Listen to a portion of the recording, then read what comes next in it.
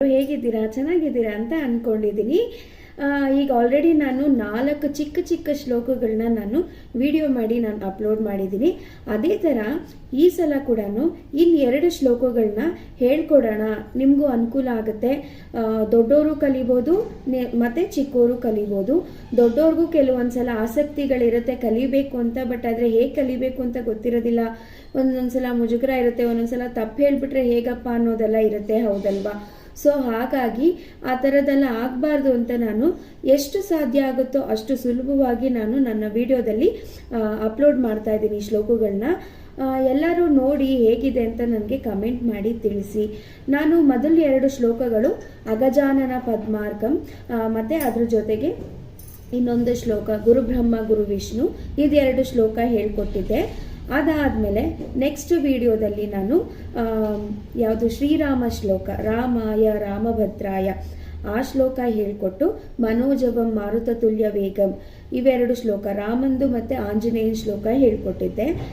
ಈ ಸಲ ನಾನು ಶಿವ ಶ್ಲೋಕ ಮತ್ತು ದೇವಿ ಸ್ತುತಿ ಅಂತಾನೆ ಹೇಳ್ತೀವಿ. ದೇವಿ ಶ್ಲೋಕ ಅನ್ನೋದಕ್ಕಿಂತ ಸ್ತುತಿಗಳು ಅವು, ಹೌದಲ್ವಾ?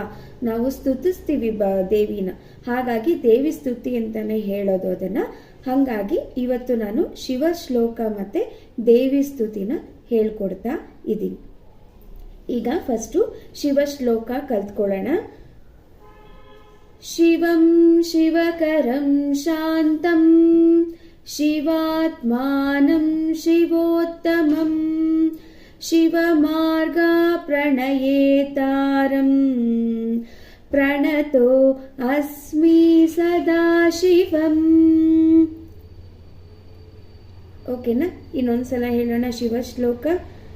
ಶಿವಂ ಶಿವಕರಂ ಶಾಂತಂ ಶಿವಾತ್ಮಾನಂ ಶಿವೋತ್ತಮಂ ಶಿವಮಾರ್ಗ ಪ್ರಣಯೇತಾರಂ ಪ್ರಣತೋ ಅಸ್ಮಿ ಸದಾ ಶಿವಂ.